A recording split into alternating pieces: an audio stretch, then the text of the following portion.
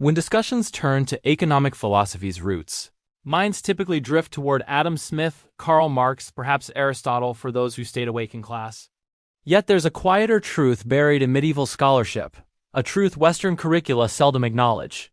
Almost a millennium ago, well before capitalism emerged or central banking existed, a Muslim intellectual issued an alert that resonates through every financial meltdown today.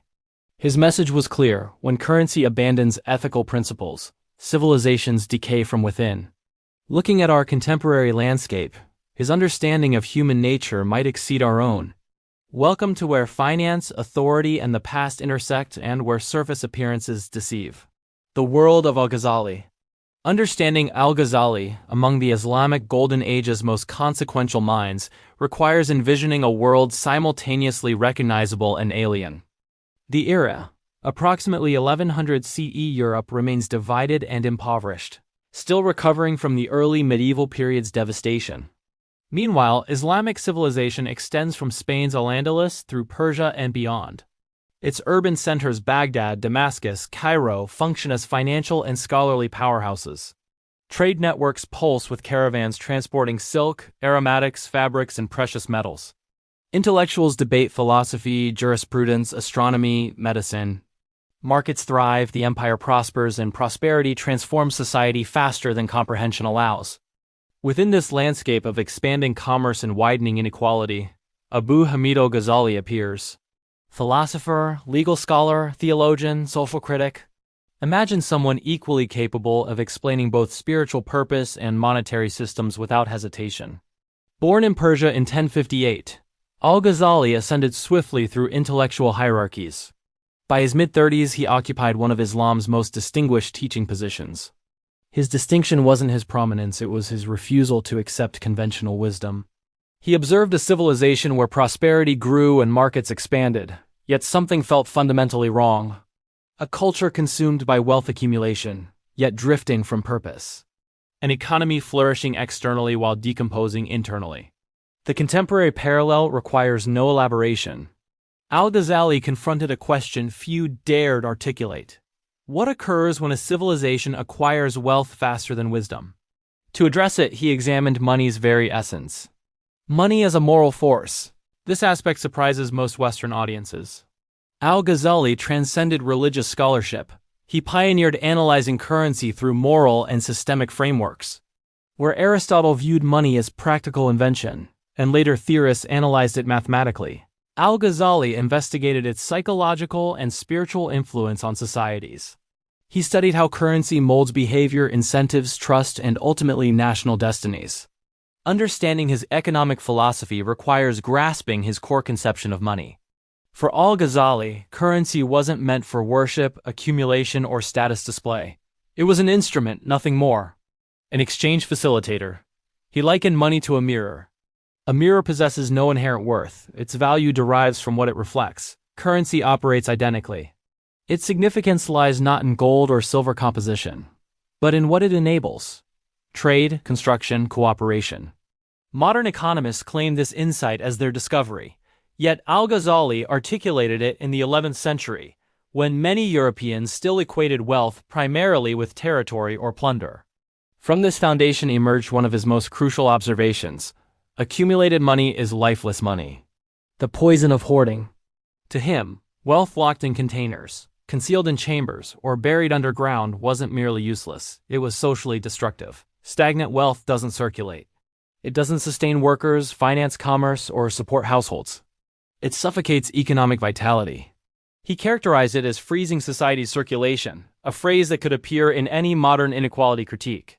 Yet Al-Ghazali wasn't simply lamenting greed. His argument was structural. When the affluent hoard currency, they manufacture scarcity. Not because resources are insufficient, but because circulation is obstructed. Prices distort. Markets malfunction. People suffer. This critique leads to his next major principle. Speculation erodes trust. Al-Ghazali harbored no tolerance for merchants manipulating prices, engineering artificial shortages, or exploiting emergencies for gain. He perceived speculative conduct not as shrewd tactics but as ethical decay. Profit without contribution. Anyone profiting from others' suffering, he wrote, profits from degradation. and degradation in his analysis was infectious. Once established, it spreads through markets, institutions, and eventually entire societies. If this resembles commentary on modern financial bubbles, predatory lending, or crisis exploitation, it does, written 9 centuries earlier. The defense of honest commerce. Yet Al-Ghazali wasn't anti-profit. He wasn't anti-commerce. He wasn't advocating monasticism or poverty vows. He believed in trade, passionately. He considered markets natural and essential. He believed prosperity could be meaningful, even noble. His actual target was fraudulent commerce, deception, falsification, using inaccurate measures, concealing product flaws, or manipulating information. He maintained that markets function exclusively when participants trust each other. Once trust disintegrates, the economy disintegrates alongside it. In this sense, he pioneered describing what modern economists now label transaction costs, information asymmetry, and moral hazard without the technical terminology. Another key insight concerned labor's value. He argued work possessed inherent dignity, while unearned wealth posed spiritual danger. To him, money earned through effort built character. Money accumulated through manipulation corroded it. This might sound moralistic, but the logic was practical. Societies strengthen when people contribute. They weaken when people exploit. Currency and state power. But Al-Ghazali didn't stop with individuals. He delivered one of history's earliest critiques of state currency intervention. Medieval rulers, like many modern ones, frequently diluted gold or silver coins to extend budgets, effectively imposing stealth taxation through inflation. Al-Ghazali condemned this practice categorically. To him, debasing currency constituted theft. It undermined market trust. It punished the poor receiving inferior coins. It destabilized the financial system from above. He believed the state held responsibility for maintaining fair markets, but that role was constrained. Leaders should protect the economy, not manipulate it for immediate advantage. He warned that unjust rulers destroy prosperity faster than any external threat. Again, the modern parallel requires no explanation. The corruption cascade. Al-Ghazali's warnings about rulers didn't stem from abstract theory, but from observing actual state behavior. During his lifetime, political fragmentation intensified. Dynasties contested legitimacy. Regional governors demanded increased revenue. And predictably, when rulers sensed their societal grip loosening, they first tightened control over the economy. Some raised taxes to crushing levels. Others manipulated coinage to stretch budgets. Some seized merchant property while others borrowed recklessly, leaving future generations the consequences. None of these tactics were novel, and none, in Al-Ghazali's view, addressed underlying problems. He believed corruption at the apex radiated downward like toxin. When a ruler deceived his population, merchants felt justified deceiving their customers. When institutions failed to demonstrate integrity, individuals no longer saw reason for responsibility.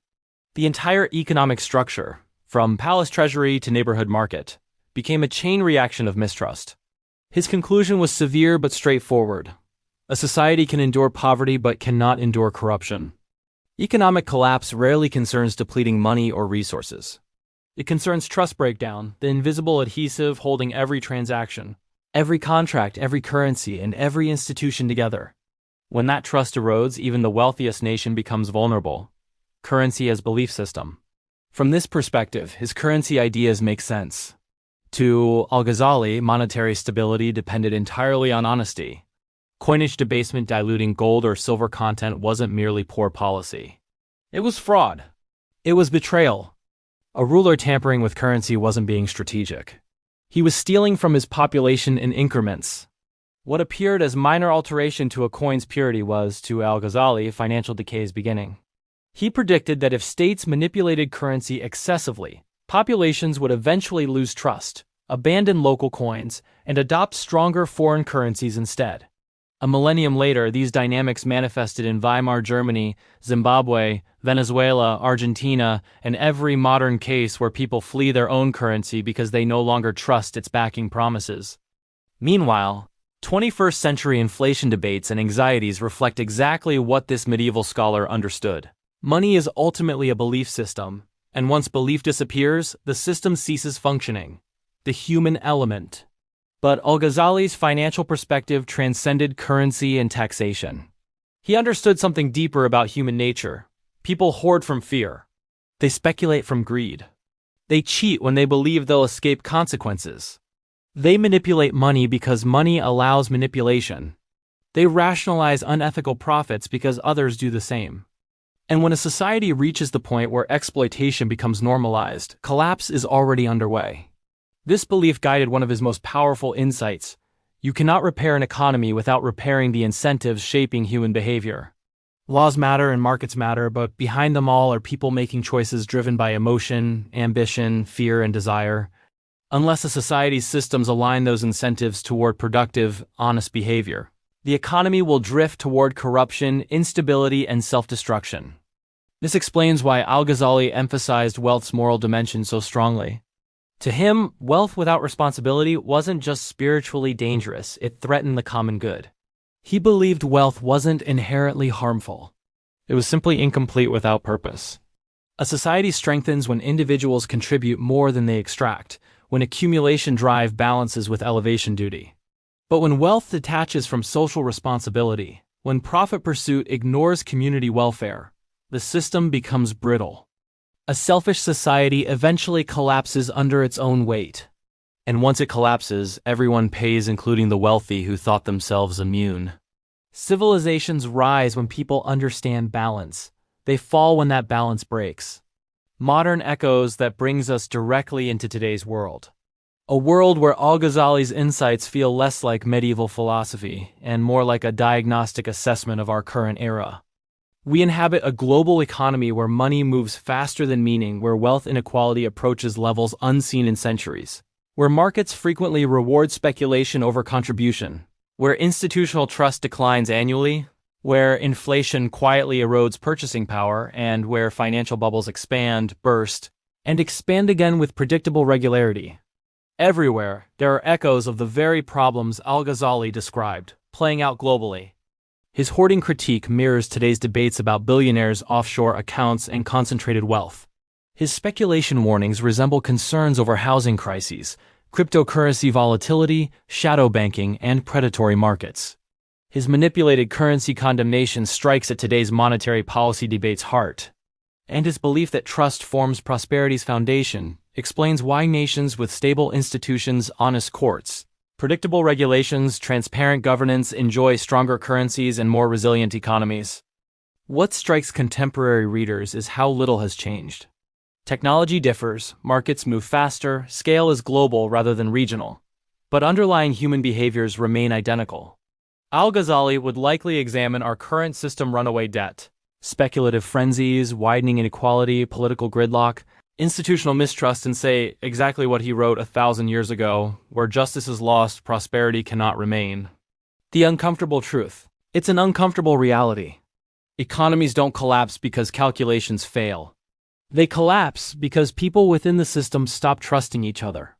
They collapse because incentives reward wrong behaviors. They collapse because institutions fail to uphold the fairness-enabling markets. Human emotion, human fear, human greed, human shortcuts, these not abstract economic formulas, push civilizations toward crisis. Al-Ghazali wasn't preaching religion. He was describing reality. He understood something economists often struggle admitting: money is not a mechanical object, it is a moral ecosystem.